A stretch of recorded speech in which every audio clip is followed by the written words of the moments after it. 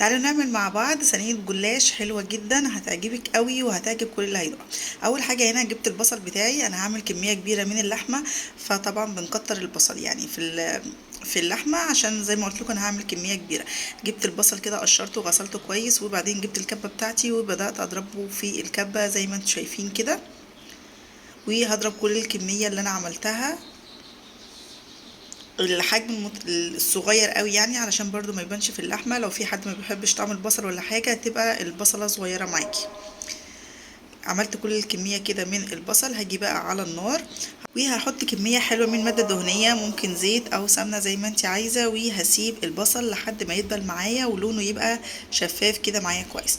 هبهر البصل بقى، هحط فلفل اسمر وملح وكمون وبابريكا وورق لوري، وبعدين اول ما البصل يبدا يدبل معايا كده هنزل بقرن فلفل حراق وقرن فلفل اخضر. هقلب بقى كل البصل ده مع بعضه لحد كده ما يدبل ويبقى لونه شفاف وحلو كده زي ما انتم شايفين. وبعدين هجيب اللحمه بتاعتي وهنزل بيها على البصل زي ما انتم شايفين كده. هحط بقى اللحمه بتاعتي كلها، وبعدين هبدأ افكها كده زي ما انتم شايفين علشان كلها تتداخل مع البصل وتبقى لحمة مفرومة زي اللي احنا عارفينها زي ما انتم شايفينها كده دلوقتي. تعالوا بقى نبدأ نعمل صينية الجلاش بتاعتنا. هجيب صينية مستطيلة زي ما انت عايزة او صينية مربعة مش هتفرق يعني، وهجيب كمية حلوة من الزبدة كده احطها تحت في القعر، وهبدأ اجيب ورقتين من الجلاش تحت وبين، بعدين هبدأ احط ورقة ورقة، وبين كل ورقة ورقة هحط مادة دهنية. المادة الدهنية دي جبت سمنة سيحتها على النار وحطيت معاها معلقتين من الزيت. الزيت برضو بيخلي الجلاش خفيف كده وحلو.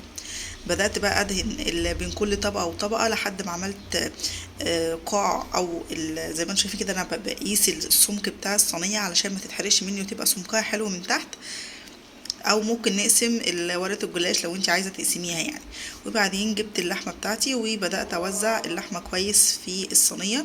طبعا الورق اللوري بنشيله في الاكل، ما ينفعش نسيبه علشان ما يضايقش حد وهو بياكله يعني. هحط كمية حلوة من الجلاش زي ما انتم شايفين كده، وبعدين هبدأ احط تاني ورق الجلاش بنفس الطريقة بالظبط. بين كل ورقة وورقة هدهن سمنة علشان يطلع معايا الجلاش مورق ويبقى طعمه حلو. متنسوش بقى يا حبايبي تعملوا لايك للفيديو لو وصلتوا للحتة دي، وكمان لو مش مشتركين في القناة اشتركوا في القناة وفعلوا زر الجرس واتفرجوا على الفيديوهات الموجودة على القناة. حتى برضو لو في ورق معاكي متقطع ولا حاجة ممكن تحشريه في النص كده، لما نيجي نقطعها ونسقيها هتبقى حلوة جدا.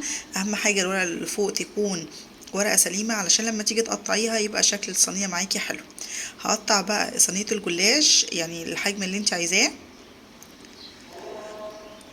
تمام كده، وبعدين هدينها برضو فرشة من السمنة بتاعتي. هاجي بقى لمشروب التسقية بتاعنا. هجيب شوربة، اهم حاجة الشوربة تكون باردة، وهحط عليها نص من اللبن، وكمان هطقش فيها بيض علشان ابدأ اسقي بيها الجلاش بتاعي.